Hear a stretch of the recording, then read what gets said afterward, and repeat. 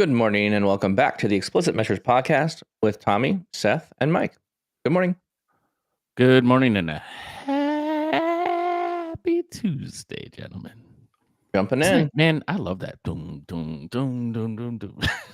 Like, you should after like 330 times hearing it. 331. I love it. Still love it. Actually, like double that because it's like we hear it in the beginning and at the end. So who doesn't like bass in the morning? Get their A little morning bass in started. the morning's good. We've only had 2 intros, right? This is the second iteration of our intro music. You are correct, we have a Tommy. different one? We had one originally that I did something else with, and I think I said I need to find some better uncopyrighted music, and then I switched it really quickly, or I bought a license to something or something awesome along those lines. Anyways, I don't know if we can change it now. I don't know if this is it though. What's our main topic today? Main topic for today. Let's talk about that.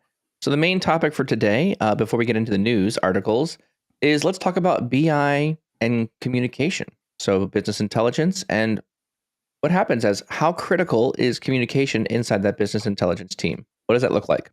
So that'll be our main topic for today. But before the topic, let's hit some news. Tommy, you've got some news articles for us? Yeah, Fabric continues to come out with blog after blog. Today, I'm really intrigued to see how this is going to work. But the Fabric blog introducing new branching capabilities in the Fabric and Git integration. Some of the main features here, you can actually create a new workspace from a branch. So rather than to the management of, okay, what workspaces they already have available together. There's a related branch section. So if I want to actually access related workspace, sharing the same repository, I can actually see that in Fabric now in Power BI, which is awesome. And yeah, so really for me, the ability to create new workspaces from a feature branch and the related branch feature is something that's I think very needed. The creation ability now is really there that's needed. I'm intrigued about the management side, but what's your thoughts?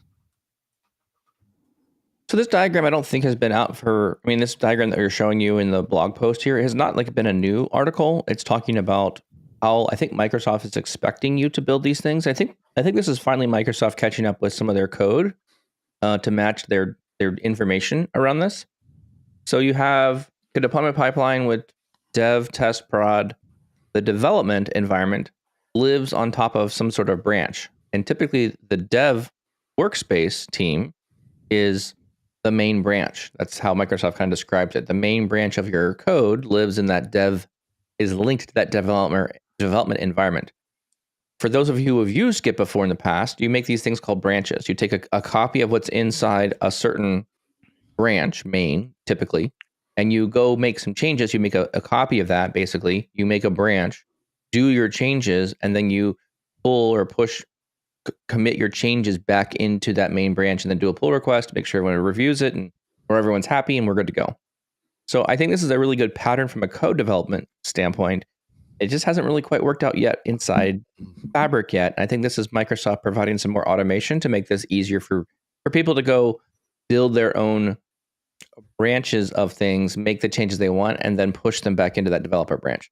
This does not talk in any way about moving code between dev, test, and prod. This is focusing on like one workspace that's sitting on main. So that's kind of how I see it. Yeah, I think it's good. I still don't think we have the right story all the way there.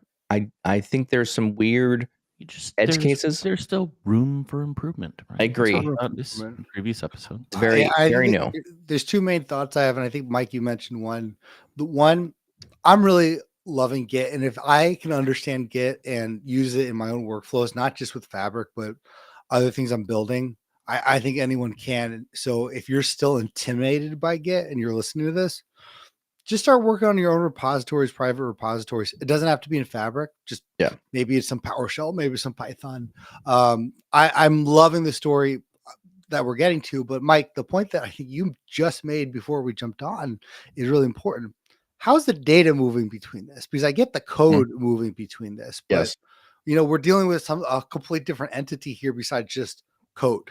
We're dealing with the data moving here. So it's really that whole conversation between deployment pipelines, data, and now Git. Yeah, so that's my kind of my one gripe about what we're seeing here is this is doing a good job of moving the infrastructure. It's doing a good job of moving the code that builds the data, but we really don't have a clear story of what Right. the data doing. So when you create one of these branching things, you'll have the infrastructure, you'll have the code, but you'll have no data. So where in this process do I have a reload fresh data? Go get the information. Go hydrate your lake. Yeah. In some situations, your lake is really big and large. You're not going to want to refresh the whole thing. You just want to keep a little small window of it. So, I mean, this is a story that I think is kind of very relevant in the developer space. Dev is sample data, not real information. Typically, it's representative of what is real later on. Yeah. Test typically has a sample of production data and maybe like a month or two of it, and then production has like everything. So like that's kind of how I see the data changing as it goes to these different environments. I don't know. We'll see if that actually kind of pans out. And if you would like to listen about where we think the current implementation is, you can go check out our last episode where we talked about this for quite some time. True statement. I want to move on and talk about one of not only my favorite MVPs, but one of the guys I met up with this last year MVP Summit, Daniel Marsh-Patrick. Oh, yeah. Caught a Reddit post from him this morning where he has released, and I put the blog in the chat here for you to disseminate, but he has Deneb 1.7 available for beta testing. So it's really important for, if you haven't heard of Deneb, go check it out. It's a phenomenal visualization tool. They don't get metrics, but they're part of AppSource, but they don't get a lot of metrics on how people are using the visualization. So whenever they do a new release, Daniel's kind of outlining not only what are the new things. Dark mode is one of those. It's pretty cool. But the new releases of things, but they're extra careful about ensuring that the changes to the program don't mess up anything that's already been in use, because it's like a 3 to 5 week process to get any new code changes through this AppSource thing. So go check out the article. If you're not familiar with Deneb, get familiar. And if you can do some testing and help out Mr. Daniel Marsh-Patrick before they push the latest version into the Microsoft ecosystem, I think he would appreciate that very much. And I know you're saying the word they in this commentary here, but I'm going to be very clear. This visual is amazing. And Daniel is the sole builder of this entire visual. And I would argue, I'm actually hearing people say things now like, hey, if you can't do it with standard visuals, the next best thing you could do is go get Deneb and then build custom visuals on top of it. Yes, you're right. But it's hard because Daniel always says we. He always does say we, but I think maybe that's just him being nice. It'd say it's him. I want to give him I have built all this stuff. I need you to tell. So I want to just give him a lot of credit for this, because this is a lot of work. It's an immense amount of time that he's been doing and spending and building this one. Yeah. And I think he's pretty much a solo show. It's been him building it, developing it, architecting it, all the code, everything he's written there. There's a lot that he's been doing, and it's just kind of on his shoulder. Maybe it's him and a couple of Kiwis. I don't know. So I guess if you like Kiwis. Well, this is not a New Zealand thing. It's a good fruit. Maybe some grapefruit too. You're joking, right? No, I'm joking. Okay. Oh. I didn't know if this was one of those like just deadpan, you don't know. But anyway. That's your style, Seth. It is. I was a little thrown off there. I didn't quite know how to. Was that true sarcasm? Yes. I love it. That's ironic because in its purest form. One of my employees started giving back my sarcasm, like pointing it back at me. Were you able to interpret it? Oh, at first I was like, "Are you? Oh my, brilliant! Yes, very good." And just ever since then, she's been just deadpan sarcasm all the time. I love it. Amazing. If you want to get a job with Seth, just no, yeah. Ha, who would ever want a job with Seth? Yeah, that was the sarcasm right there. So how well do you know Power BI? For real. Amazing. Awesome. Hey, thanks Power BI guy for testing some Deneb 1.7. let us know your feedback in the chat there. If there's anything that stood out to you that you really enjoy of the new feature upgrades. It's an impressive upgrade. There's a lot of things moving and changing in there. So huge improvement. Awesome. With that, any other kind of announcements or news items we should talk about? Well, Tommy's poking the bear this morning. And he in the last episode, I had alluded to the fact that I was extremely frustrated. And Tommy wants a rant this morning. I think it's a good opener. I think it's a good opener. So let me do one. Very, very curious. Let me do one thing before we roll into this one, because I think communication on BI is going to be a very good topic. I do want to point out one last thing that I was just checking the blog on. Kim Manis has yet again done it again. She's been leading the Power BI helm for a lot of the BI things, and I think she said for 17 years, for the 17th consecutive year, Microsoft has now been positioned as a leader in the 2024 Gartner Magic Quadrant. Way off the charts. Like nobody's even close to them anymore. We're getting, the distance seems to be continually increasing as they score Microsoft higher and higher on the leader, and visionary squares of that space. So their ability to execute has been increasing. Their vision and fullness and completeness of the platform is continually outclipping everyone else. And you see Salesforce Tableau kind of drifting further and further away from that main data point. I'm going to read that. I'm going to dive into that because this is going to incorporate Fabric for the first time. I think so. Into Gartner's own evaluation. I mean, you kind of have to. I mean, the fact that they're bringing all of the Azure-based things, they've already been there, but now it's kind of part of it. If it's 2024, it goes from February to February. No. Well, yeah, but I'm just saying, like, just because it'd be worth diving into it. Does it? Because Power BI, yes, it's part of Fabric, but it's not like Fabric is Power BI, right? Like you're bringing a lot of things to it, but if we're talking about business intelligence or reporting tools, maybe it's one and the same. Tommy, find out for me. I'm in the blog, and I'm seeing a lot of Fabric words. Okay, I'll find out for you. Well, of course you will. It's a Microsoft blog. It's on the Microsoft blog. Figure out which Gartner thing they're locked into. Is it just the reporting visualization in Power like that, or is it Fabric included? I'll come on Thursday with my synopsis. Yeah. Sweet, thank you. Just ask ChatGPT by the end of this meeting, and you'll have the answers. Power BI guy. It's getting boring winning the Gartner Quadrant all the time. Maybe true. Awesome. All right, with that, all the news is done. Let's get into our main topic today: communication in BI. You don't want to hear my rant? Oh, sorry. Wasn't that the same thing? No. Oh, okay. Other rant. Sorry. Okay. So let's just say for some reason Seth had to go dive into an area of the business that is not really well known and kind of upgrading. Okay. I had to go figure out like how the ETL was working in this area of the business. Okay. And oh my gosh, I was thrown back to the Stone Ages, guys, like 15 years ago in SSIS and Visual Studio, where I had to like download all this stuff. Like I had to download the ETL tool, which wasn't really the ETL tool, download Java, make sure I had the right version, create a bunch of specific folders on a C drive. If I didn't get the folders right, then nothing would open. Create system variables on my machine.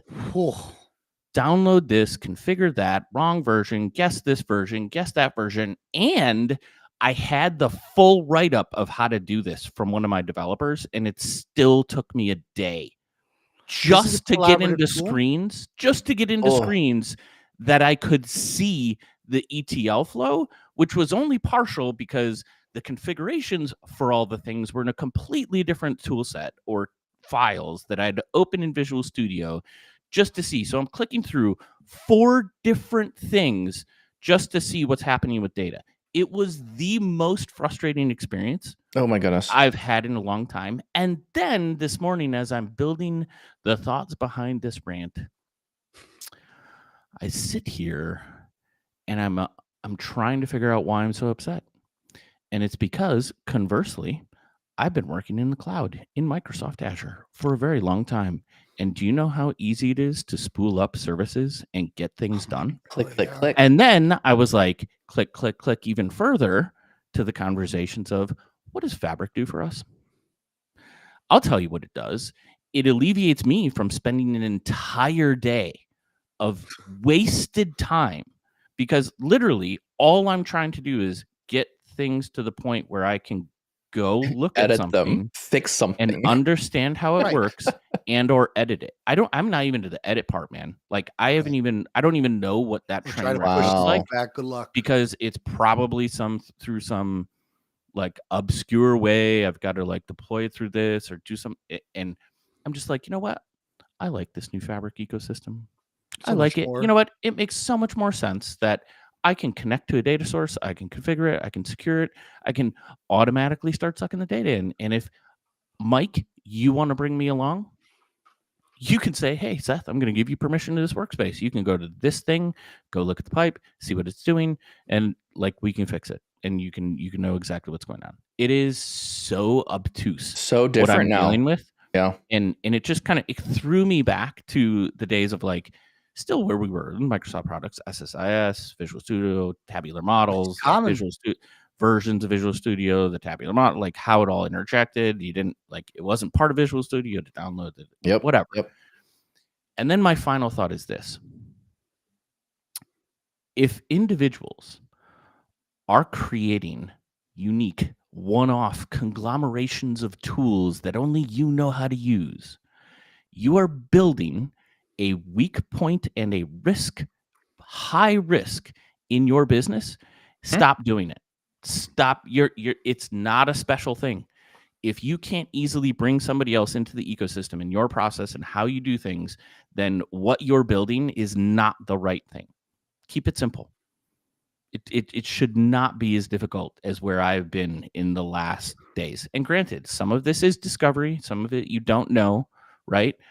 But overall, my gosh, dudes, my dudes. Well, just the idea of configuration of alone, where wasted time. If I'm going into system variables for a collaborative tool. Here's the thing: when you get that sales pitch from that company about that tool, they sell you the bill of things that were really hot and new, and and again, my guess is, Seth, your experience with this is a tool that was around before we had all the Fabric elements of things, right? Yeah, so this it's like before Power BI. Yeah, it's been around. Yeah. So I'm kind of reading a little bit of the tea leaves here, thinking, the reason we went down this route is at the time there was nothing that was equivalent or lower cost enough. So I feel like one of these things that I find is absolutely could be one of these like, hey, we're going to do this as cheaply as possible. We're going to just, here's the software. It's going to be, but I think to your point though, there is now a hidden cost that was unrealized 10 years ago or whatever the time was when this thing was implemented. Like,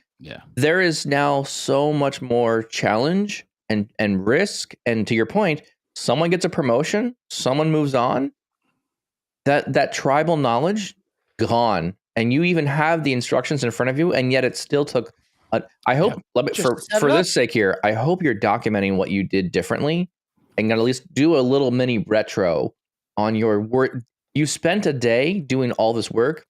Spend an hour just making sure that, like, okay, this was wrong. Had to do this. This needed to be fixed. Like, just please put your thoughts down, because I guarantee you, one day you're gonna be like 3 months from now, your computer's gonna be like crash. And you're gonna be like, crap, I have to start the thing all over again. Nope, I have a new mission.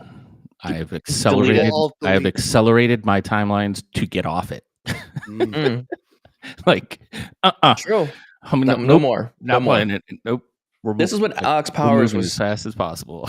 Alex was saying this to me recently, and he was talking a lot about we can now do things in days that used to take us months to do. This is where my final thought was like, this is why. Right. Yeah. At least one of them, right? Where, anyway. I would rather the learning curve too, right? Yeah. Because think of Power BI even 8 years ago. What I could do from an ETL with Power Query, I can start running with it, or even Jupyter notebooks. I don't have to do any configuration. Just get started with a Jupyter notebook, which was not the case before. So the learning curve and the barrier to entry, just to be familiar with the ETL process with Power BI, is gone.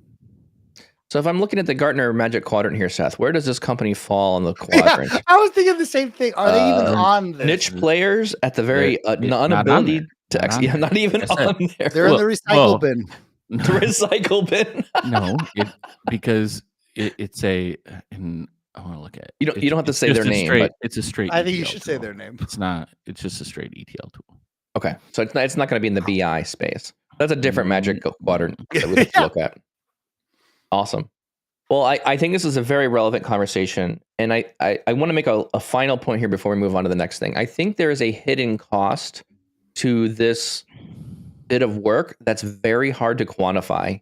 Your time, Seth, at the level you are in your organization is extremely valuable, and the amount of time it took for you to even get the thing to start to learn what the process was, that was a lot of money the company spent for you to go through that process.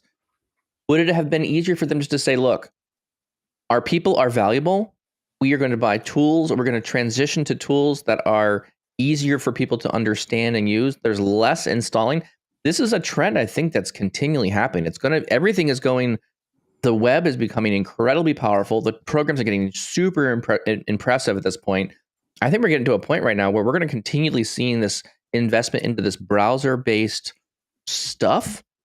And I got to be honest, there's not much left in desktop that I really love working with anymore. Most of the things I enjoy working with now are in the service. All right, that's a little.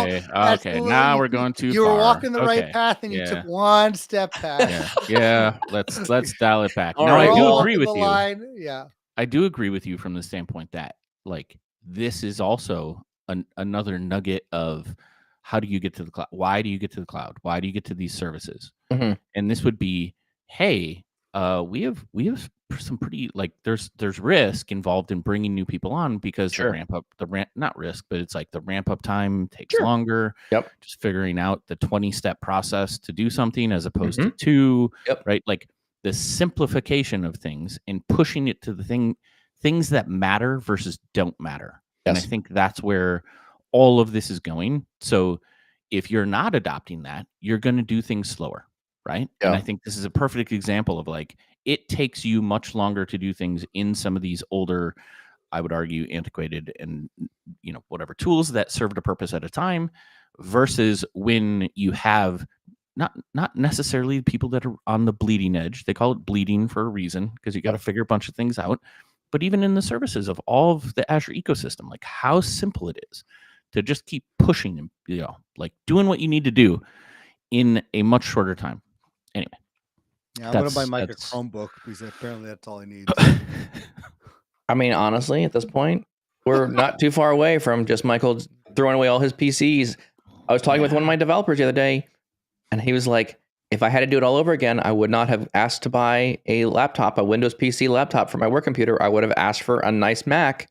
He said the only reason he needs to have a PC is Power BI desktop will not run on a Mac. That's the only, and I'm talking, to be perfectly honest, I'm 100% with him. Yeah. I feel that pain. I'm like, yeah, the desktop is what's keeping me on PC. I'm not an Apple guy.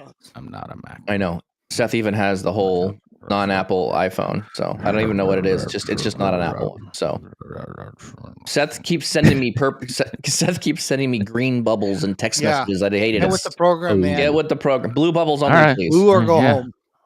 Blue or go home. I'll see you guys later. Good talk. All right, we're out. Good talk today. Good luck running the podcast by yourself. Hopefully Tommy's camera doesn't turn off, because then it'll be Mike talking the entire time by himself. That's a Mac software for you. That's Mac for you. Oh, that's funny. Awesome. All right. Main topic today. All right, we're ready for the main topic. I think we've gotten all the rants out. That was a really good rant all the way, Seth. I appreciate the rant. You're welcome. I think many other people are going to have similar feelings about your rant. Let's jump into our main topic today. Let's jump into what is effective communication in a BI business intelligence team. So, Tom, you want to kick us kind of off with some ideas here, and maybe start the conversation going, and we'll kind of I'm sure we'll find many bunny trails and rabbit trails on this one. And there's good reason for that. So let's jump right into it. We have a lot of hard topics, the hard skills. We're talking about Git. We're talking about system variables, and the need just to be, in a sense, tech savvy and data savvy in all the products. But let's not forget all the savvies. But let's not forget about the soft skills and how invaluable the ability to communicate not just data, but work with different teams, work with clients on effective storytelling and effective communication on projects, data-based projects, on what your reports are actually showing, and trying to have a communication and a dialogue with your stakeholders around business intelligence. This is something, to me, if you were to look at all the soft skills in business intelligence, I would probably rank this as the number one needed soft skill. And again, there's a few others here, but just focusing on the areas of communication. I think this is where we're talking about, Mike. There's a lot of rabbit holes that we can get into. Yeah. But I'm just going to start there on, let's not forget, with all that you have to know with Fabric and all the Jupyter Pythons and Power BIs and data flows and pipelines, you still have to be able to talk to your stakeholders and to non-technical savvy people in a way that they understand it and also interpret what they need. Let me give you just a very piece of anecdotal data points that go along with this exact point here. I have purchased Melissa Coates' class around data and governance deployment patterns. So this is the Power BI adoption roadmap. She wrote a lot of the original articles. This class goes deeper into those patterns and usage and all the other things that relate to Power BI and the distribution of content through Power BI. Anecdotally, I took the class, was one really big class. I broke it into like 3 sections: focus on people, focus on process, focus on technology. The technology part was really kind of like, here's the technology pieces you should be aware of. Hey, there's integration with Purview, there's integration with a data catalog, these other things that are kind of integrated. Here's how you can do the Microsoft 365 labeling and apply that to your Power BI reports. There's things in there that you can talk about security. What does that look like? The other 2 sections of classes, when I broke it apart, the most purchased section are focus on people and focus on process. It's a lot less around focus on technology. And I think that's because it's very easy for you to figure out how to click the buttons in the technology, because that's very well documented from Microsoft. What's not very well documented, or where there's not a lot of training being generated, is how do I work well with my business to communicate with them, to get the process that I need and the people in the right room to have the right conversation to get stuff done. And so maybe this is a missing area currently inside the training space, the things that come from Microsoft. They've been doing a lot more with adoption roadmap and there's another one called, I want to call it the integration, but there's another one, implementation planning. But there's some very specific things that Microsoft is kind of talking to, but I feel like there's a lot of opportunity here that also go along with this topic as well. Anyways, I just kind of throw that out there. Yeah, well, it'll be interesting to see where we go. I think a lot of my points are higher level, because we've done podcasts in the past where we've specifically walked through, like, what are the type of questions you want to ask while you're building a report, etc. Yep.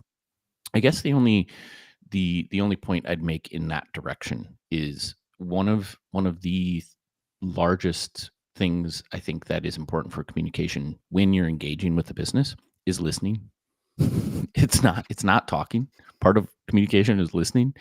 So it's that empathy where you're listening and you understand the need, the use case, and the outcome of, like, how the individual is going to be using what you're going to go build.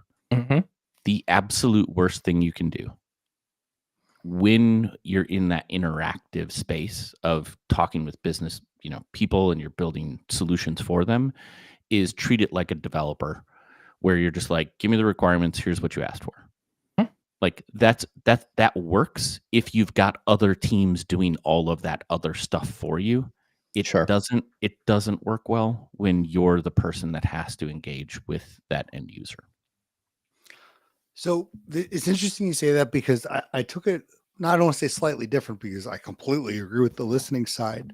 But I kind of hedged onto a few areas as the audience, but really, what are the elements that we have to communicate in both, to your point, listening and talking? Like, what are the areas of business intelligence really has to be solid on that, or savvy? And as I was going through this, I was thinking of, okay, it's obviously gathering requirements. Like, I think that's the easy one, or sharing or communicating a report. Those are the obvious ones. But to me, I also took it in a few other areas of, there's also the consistent communication on project-based items, working, talking to your stakeholder, and what I wrote down was sharing the value or selling the value of what your team or what business intelligence is doing. It's not less on the micro conversations that you may have on, here's a dashboard, I'm going to communicate the dashboard, or what's your requirements for the report. But there's so many other projects that we're doing, or we have a report, and how do you actually communicate the value of that given project or entity? And to me, that's where I'm again, so to speak, hitching my wagon. Yeah, I think I'm going to lean into the elements part, right? When you're engaging, like if you want to a little bit, I think in that interaction with business, try to avoid talking technical, right? Like it's a rare business user that like they may understand their area very well, but they probably don't understand a lot of the data elements that you do. Like, so when you start talking about ETL and DAX and modeling and and where you can do different things, like, right? Yeah. The intimidation factor comes in there, and then like you're putting up a barrier on their side because they don't want to sound stupid to you, right? Like, because you're not, so speak their language, right? Don't talk too technical. And in there, get agreement on the meanings of data, right? In your mind, it's transformation. You're transforming this, you're grouping, you're aggregating, you're calculating, you're doing things, but what does it mean to them? Because they're throwing business logic at you, which is extremely important to know, so you have the right outcomes. But the transformations and like what it is that they want to see is typically probably going to be in like, well, when I'm looking at this visual, I want to see this by this and this and this, and this should exclude this area, and this is, but so it's all in business speak, and you have to disseminate what that means from an implementation standpoint, and then aligning on the expectations of what the outcome is, right? Because it's all on the front end. Typically, it's a blessing when you're engaging with somebody who knows more about data itself as opposed to just the business area that they're engaged in. And then you have those are really easy conversations, but that's not the majority of the time. So like from an elements perspective of building something, I would point those out and then really lean into, Tommy, what you're talking about, which is I think when you're developing solutions, especially the ones that are impactful or could be impactful, make sure that those projects are communicated throughout the business unit or the organization. And that's where you get into like not just an announcement, but hey, go check out this thing, and like useful things that we talked about, like add a page where what's the business case, like why, who's this for, what's the value they're going to get, so the context of that is in the report or some other area that they can digest, and then compare like the report that they're seeing to the value behind it, right? So communicating that out there, caveat in parentheses, after testing. Yeah. And can I focus on what you said the first part? Because for me, my skills in communicating exponentially increased when I began to think of myself as a translator, right? And your first area of speak their language, well, that's also translating our words that we use in our lingo for them, right? And I think that's such a huge part here, because if you can't do that, it's going to be very hard to communicate the value. I used to talk smart in these calls, like, well, we connect to data and we have our semantic models, and yeah, you lose them. But the ability to translate not just what they're saying, but what we need to do, like, hey, we're going to mash up your data, or well, we need to get your information. Like, those are words I'm actually using rather than combine and transform. Like, well, we need to find where the information is. Even just like almost in some particular instances, avoiding the word data at all costs, even though that's what we do, because that's not how they're thinking. So like thinking of yourself, or when I began to think of myself as a translator, both sides, I'm going to translate what I need to say, but I need to translate what they need to say for what I need to do. They became more comfortable, especially with stakeholders, especially with people who are not tech savvy, or again, don't know the platforms, like where it's like, well, we're going to visualize your information. We want to show what's important to you. I know what that means. You know what that means from a BI point of view, but they also do too. Without that, you can't communicate the value. It's almost impossible. And this is the hardest, I think, thing for us to do because we think technical. That's why we're in the space. I want to pick out a couple points here that Donald is putting out in the chat, which I think is actually really well. And I like Donald. He's like our online chat GPT for Kimball.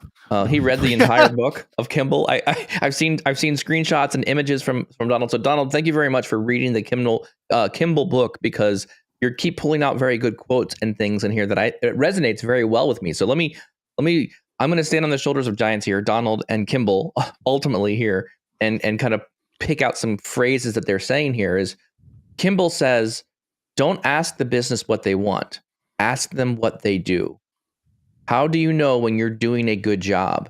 That is a great probing question. That's just not like, what columns do you want? Right. What formatting do you want? Like, that's a way better, deeper conversation around, help me understand what you're doing. And a question that I use a lot of the time is, show me what you do with this data. Can you just show me the process of like what happens? I know that you need the table. So again, I keep talking this term of like, you need access to data and then you need information about the data. Typically people are looking for access to data is what I find. And if you start getting deeper questions into what is the information or the insights of the data that you really care about, they're taking an extract, they're moving it over to some other tool, or even pulling it out of Power BI to put it back into Power BI again on their own, doing some sort of analysis. And then there's an output that is, okay, now that I've aggregated, added, merged, whatever, here's the numbers I'm looking for in this information. And so I really that resonates just very well for me. And then Donald also, quotes another great giant in the world here. Great giant. Great giant. So giant. So great. Such a big giant. That's a very sarcastic comment here. So if he also quotes, if this thing isn't saving you money, or if it's not making you money, why are we doing it? Yeah, I think the access versus insights, access to data, right, is interesting because more often than not, and it dovetails into this conversation of like not understand, like people know their business, but they don't know data. So the reason access to data is such a familiar request is because we say so they can play with it, but it's actually so they can find meaning, right? Like by looking at the data, they know the business, and then they can start to add filters and extract and aggregate a little bit. And that's why, like we've talked about in the past, like it's a great place to start with just doing some data dumps and paginated. Get them the data, get access to the data, then make sure you're following up for the insights, right? Because what happens after that? They're going to start their own manual process of compiling their report or thing, and it's going to be all manual. And depending on how involved it is, that's where you find efficiencies when you can drive towards the insights and just deliver them the output that they're expecting or the output that they need and they don't know they need. So there's like an evolution to this. But the way I was thinking through it was that kind of wording I've found was really poignant when I was asking business people like, okay, so what's your process? What's your process to, like put this, like give me this current report? And they would struggle to do that. Some of them would do really well, but the vast majority would be like, well, I'm this is what I do. I'm in this tab, and then I do this, and I'm in Excel, and you start working on it, and then all of a sudden you get to this point where you're like, well, I don't understand where this data came. Oh, that comes from like 4 other files, right? And it wasn't like I walked away from the process to just say, walk me through how you walk me through this whole thing that you do to get to the end result, right? Like put it in the context of their job, their day-to-day, the effort that it takes. Like if we could streamline some things, if like, what are areas that, take a really long time for you to, put this all together. That sort of thing drives towards the you listening, and there's this like calculator that's going on in the back of the head. Like, yep, efficiency. Oh, yep, I can save 20 minutes there. Oh, yep, that's just a connection. Oh, yep, that's just this. And that's what you don't articulate, right? But that's part of the solution building that you're doing while you're engaging and talking to them. And because let's not forget, I mean, people are not the end goal is not just to look at data. It's really they're trying to get an emotional response, because that's really any data. And if you don't believe me, if your bank account was divided by half, it's going to trigger an emotional response. And for me, when I started asking the question, which like for my big light bulb, but it's instead of, hey, what are your metrics or what are your KPIs? I was like, what keeps you up at night? All of a sudden, people become so much more comfortable going, oh my gosh, well, we're looking at this, we're looking at that, because you're speaking their language. I'm going through the elements part here, and I was thinking about where are the core elements that we need to be the most effective. And I want to see if you guys want to add to this or agree with this. The 4 kind of core areas where we need to communicate well is discovery. Okay. Right. It's that. And I think that we're really hard focusing on that. Like, tell me your process. We're just getting introduced to something. It's sharing content. So we built the report or the solution, and we're now sharing the value. It's project status. So something a little larger, like we're doing some integration, we need to tell stakeholders or the people we're working with where we are, what we need.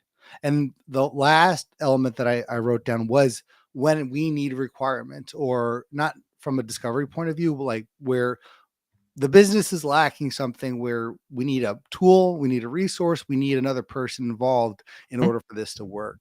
So those are the 4 elements. Would you add to that? Would you want to focus on one of those? Okay. So one other thing I think I would add in here is I think there's a trust issue potentially that I've observed sometimes. Sometimes certain organizations have such a tight clampdown on centralized data and nobody has access to it.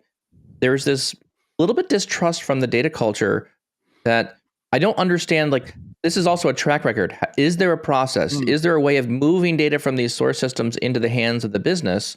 And if that road has been very bumpy, or there's been a lot of potholes, there's been a lot of mistakes and missteps, and the data that I'm getting doesn't really seem to match what I see in production, those become untrusted events that really erode away that confidence that we have that this data is coming to me and I can trust it. I really do think we need to have, as the central BI team, a way of justifying, here's what I'm going to give you, here's how we know it's correct, because that really allows people to stop thinking about, well, just let me extract all these columns with these measures, or these, I just need all the information to me in my lap, because then I can actually build my own analysis, and then the business can dive in and figure out, okay, what is really valuable in that data or not. So I think that's potentially a data culture challenge that's also part of this mix. You have to address that slowly. You have to build a new track record. You have to have a really good way of supporting your data loads and exports to other teams so they can trust your data. That way, what you really want is whatever comes out of this table, it's been trusted, it's been vetted, and you can use it. And so that way I can just start grabbing measures and columns and start slapping out bar charts and things and looking for that area where I can improve my business. So I think that's another aspect here. Not every company has this, but I definitely think there are places where this shows up more than others. That's one other thing I would add to your kind of comments there, Tommy. Yeah, and I would also say, though, that there's, so you have lockdown systems, hard for business people to get access to it. I don't like that, but on the flip side, I'm saying there's a cautionary tale on the other end as well. And and what I don't think you're suggesting is, hey, just grant access to business users to the backend tables and give them everything. Yes. And the reason you don't do that is because more often than not, you'll erode confidence in the same way, because it's the raw data from the systems. Yeah, and it's not clean. It needs the business lens on top of it, right? If you start giving away the raw data of the tables, like how many tables in your ecosystems, right, have active or disabled, or flags that tell you whether or not that particular product or whatever is going to show up in a UI interface. What they're expecting is when or how they've interacted with data in some system, that it matches that same system. And that's what you need to provide them, right? So it is curated data.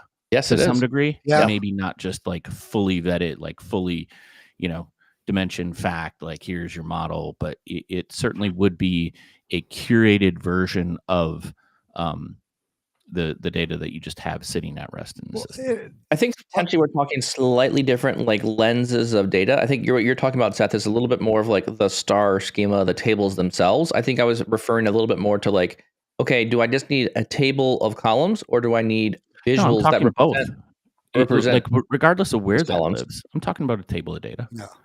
I know. You are talking about that. I think what I'm talking about though is more about the visual, like going like one step further beyond. Like to your point, I agree with you 100%, Seth. Like there's nothing I disagree with here.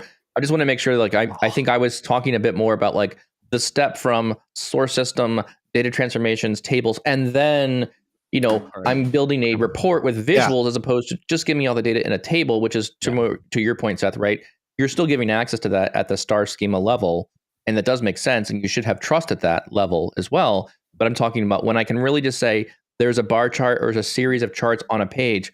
I'm thinking almost like executive level reporting, right? Those executives have to walk into that report. Tommy, I need these KPIs. These are measuring our business. This is how we measure performance. And then Tommy goes to build them. That executive trusts that Tommy's doing the right thing and making those KPIs match the reflection of the actual indication of the business. To get to that level of trust of this is what we're going to do to measure our business. One, you have to trust the person developing it, but then two, it's like this is now, and so that's kind of my distinction there. Like, I was just trying to go a little bit further beyond just tables of data first. What I find hilarious here or humorous is regardless of Seth's or yours, both of those you can't go into those guns a-blazing with this new communication style, right? Because people are, if this is the first time, they're going to be off put because like, why are you talking that way, so to speak? And both of your scenarios require a consistent approach to build that way of communicating, right? I can't just start going in talking a certain way and expect the other person to reciprocate that way of style or that process. If I ask a new executive, what keeps you up at night, right? Just randomly, they're going to say, who are you? There's going to be, to your point, that trust level. And if we're trying to justify that value, there are some introductory pieces here of this is the way that we communicate from a BI perspective. Hey, just so you know, this is the approach that we take, because there's an expectation. I forget which one of you said that, but that expectation is not just on the delivery and the solution, but it is also how you communicate. This is, again, no different than a good friend or your spouse or someone special to you. If you start automatically wake up in the morning and start communicating them completely different than you are, they're going to say, "Are you okay? Are you sick? Is everything all right?" Or they'll just say, this is like just your right, normal behavior. right. Like But Tommy and I, our wives, when we start being weird in front of them, they're like, they stop go, being weird. All right, I'll see you in a few hours when you calm down. Yeah, exactly. Calm down. Go have a coffee. Right. Go get on Grumpy, and we'll talk. Right. To a point, there you have to be the consistency here is so key, because when you walk in a room as BI, they're have an expectation on how you're going to communicate, how you're going to talk, and how you're going to listen. And I think if you're going to build that justification, you're going to build that trust and confidence, you have to deliver that every time. Communication is a hard thing, honestly. It's really hard.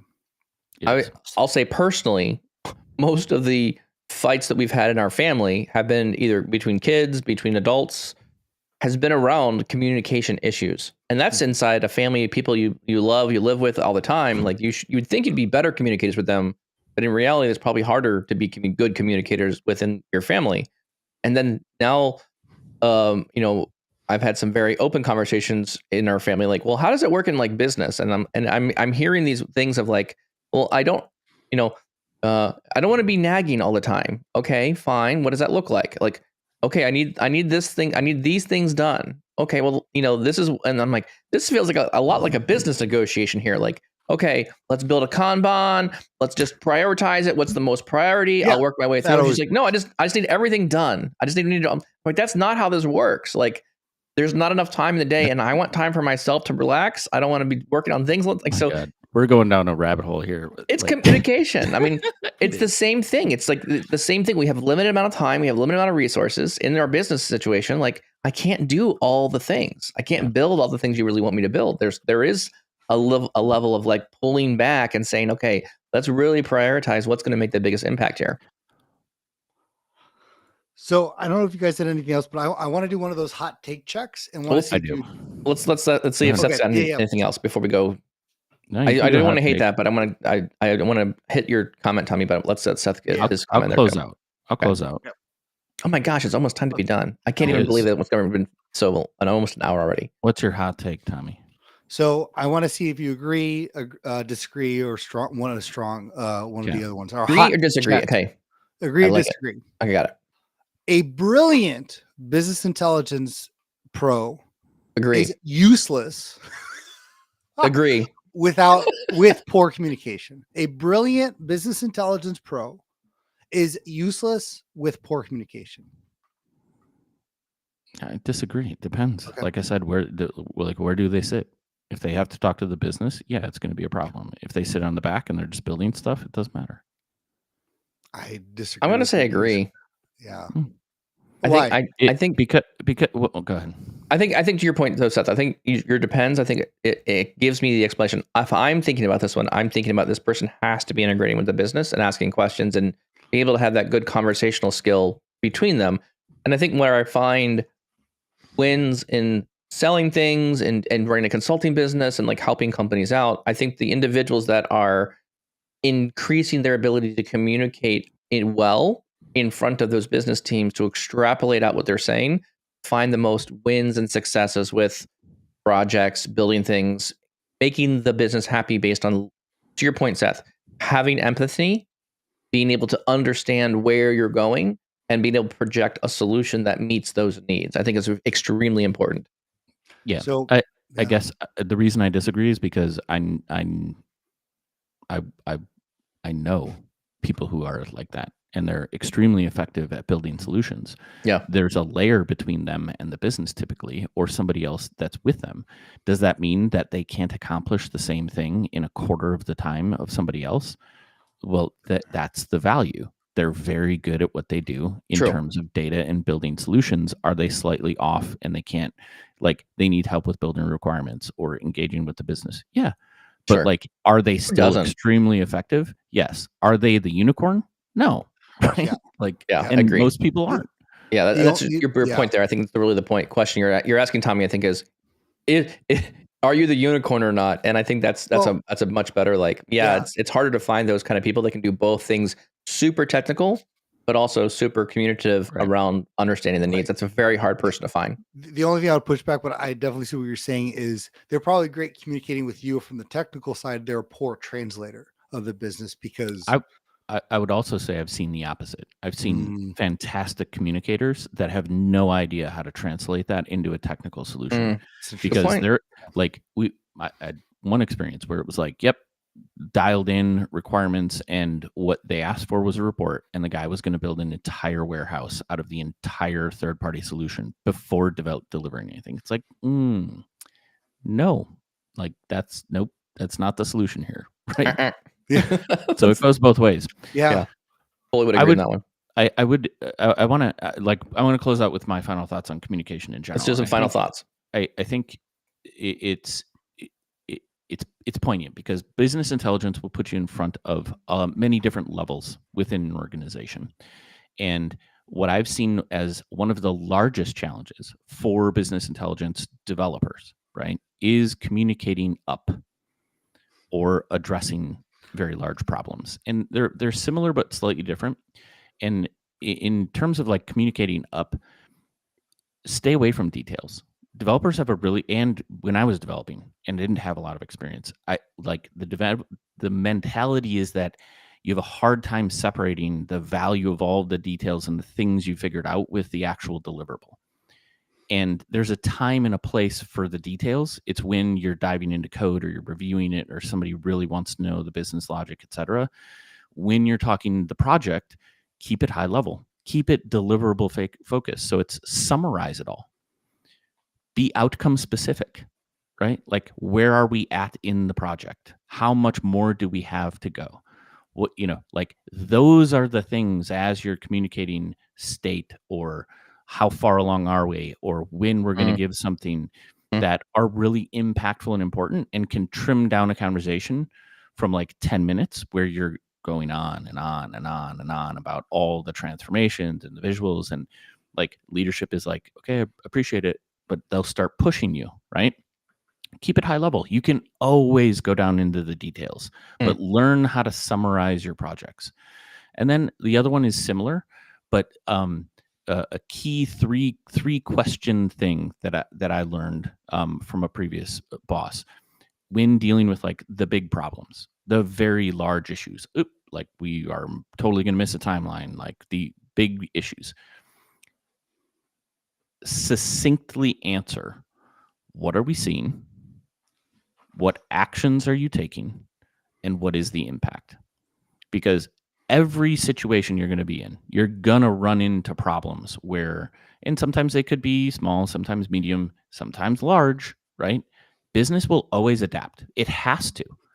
But having answers to those things keeps it in a level where leadership or other people can make decisions immediately, as opposed to getting hung up and just being like, okay, well, what are you seeing? And that you just describe the problem. What actions are you taking? I have no idea. Well, that's a problem. Like, what are the paths we can go down? What are the impacts of going down each one of those things?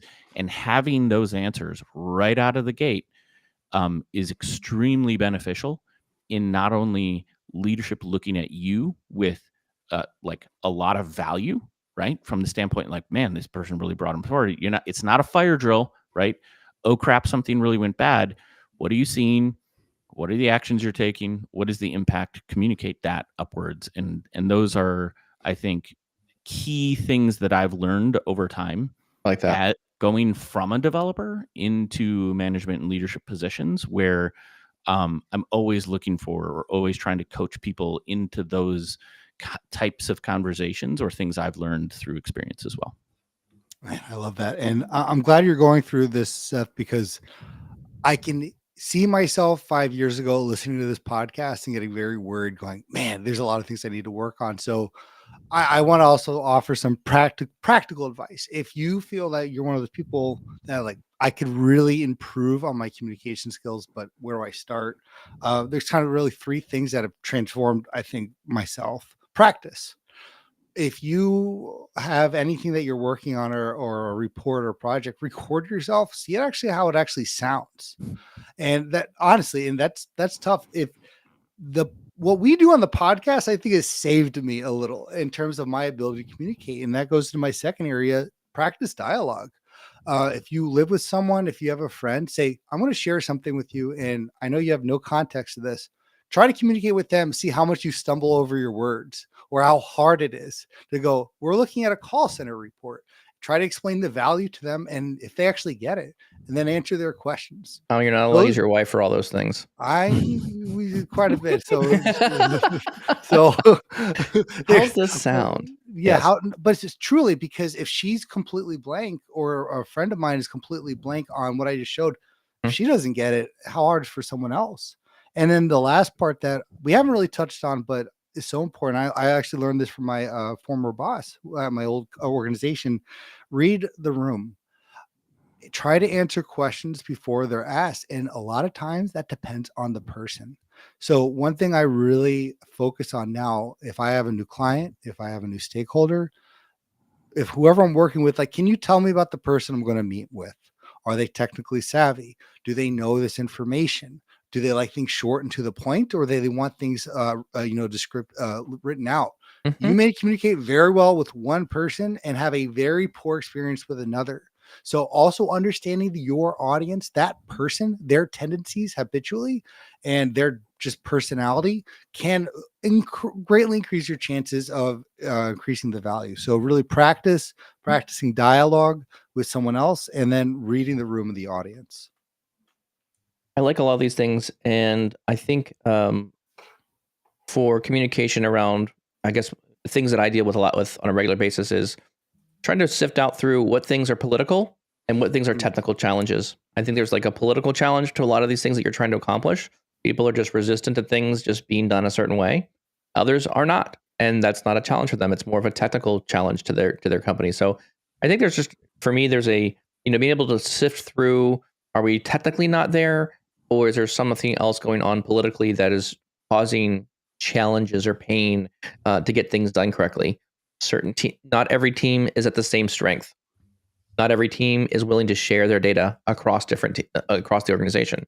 So I think there's also some level of like, I think a lot of it is, I don't know. I think of the analogy of like you're program managing sometimes, right? You have all the responsibility and you have none of the power. And so I think about some of the communication is the better you can communicate is the better you can get people on your side to get them excited about what you're able to produce for them. And I think a lot of this is really investing in the value you will see from better communication will ultimately produce better products. All these good things, both Tommy and Seth's comments here, I was trying to write them down because there's such good insights.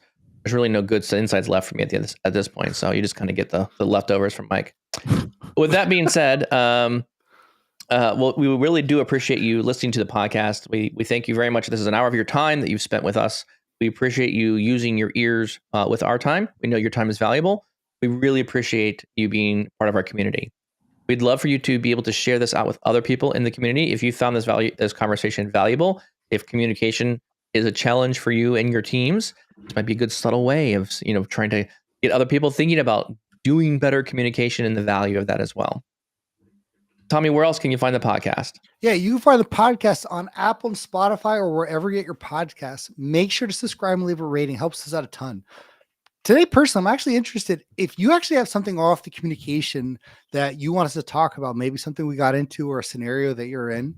Well, you can actually ask us. You can actually go to powerbi.tips/podcast, leave your name and a great question around this. I'm actually really intrigued if you guys have anything related to this. And finally, join us live, see if we actually picked it up on Tuesdays and Thursdays, 7:30 a.m. Central, and join the conversation on all of Power BI Tips social media channels. What Tommy's really asking for here is he wants you to communicate with us. Give us some communicate. Get us some feedback. With us. Yeah. Yeah. Let's hear it.